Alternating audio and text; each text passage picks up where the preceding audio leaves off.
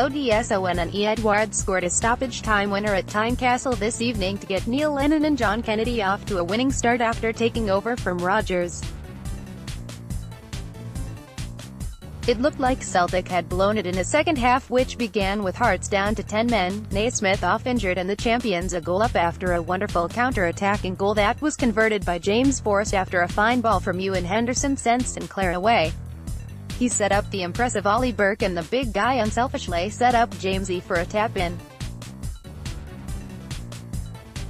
Yet with all that in our favour, somehow Celtic managed to let Hearts back into the game with a stupid penalty. Boyata and Bain messed around with the ball inside the box and the goalie's outball Rodgers asked too much of the young Norwegian. Chris got the haul but also the man and Bain went the wrong way with the spot kick. From then on Hearts sat back and limited Celtic to a few half chances but they never gave up. Scott Brown as usual was heavily involved and Boyata got himself into the box to unsettle Hearts. The cross landed perfectly for substitute ODSONNE EDOUARD who wasn't going to miss from there. The Celtic interrupted and you could sense the disappointment at the other end of the M8 where the Rangers fans would have been praying for the final whistle at Tynecastle. The game started with Hearts pressing Celtic high up the park. Lee has first effort of the game on 12 minutes but Scott Bain saves. Herring is then booked for a foul on Rodgers. Bruni has a great shot saved by Zalamel after picking up a clearance from a long throw-in from Tierney with 18 minutes on the clock. Minutes later a clever corner from Hearts almost caught Celtic out.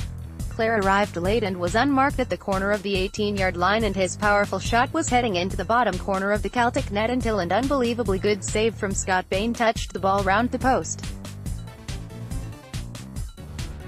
A few corners from the home side ends with Herring barging Bain but McLean keeps his cards in his pocket in this occasion, much to the relief of the Hearts stopper.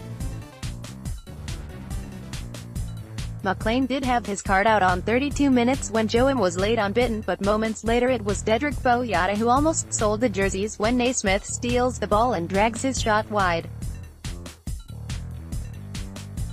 The Belgian defender appeared to infringe the Hearts man in the process of shooting.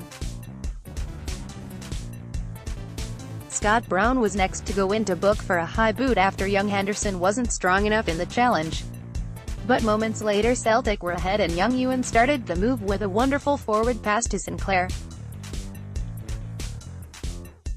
Sinclair found Burke who unselfishly set up Forrest for a tap-in. Bitten had a decent effort shortly after the opening goal before Burke had a tremendous effort at the near post. Then Naismith was booked for a foul on Brown and moments later Brandon barged into Jerry Toljan with his elbow raised and McLean did not hesitate in pulling out a red card on 43 minutes. It could have been game over just seconds before the interval but Zalamel saved brilliantly from a deflected shot from Oli Burke before robbing Scotty Sinclair who was preparing to tap the second ball home. That kept Hearts in the game at the interval. Celtic looked comfortable enough at the start of the second half but with 55 minutes on the clock Bain and Boyata were at 6s and 7s before the goalie played a poor pass to Rodgers who conceded the penalty. Hearts sat deep to protect their hard-won leveler and Lennon. Kennedy sent on Edouard Goooal and Lustig to try to create an opening. It all looked like being in vain but Scott Brown and Dedrick Boyata had other ideas. The cross from the captain was wonderful, the run from Boyata clever and the hero of the night ODSONNE EDOUARD was there to finish it off. Huge screams of celebrations followed. This is how it feels to be champions. Good banner from the boys before the game. That one was for you Rodgers. Man of the match Scott Brown.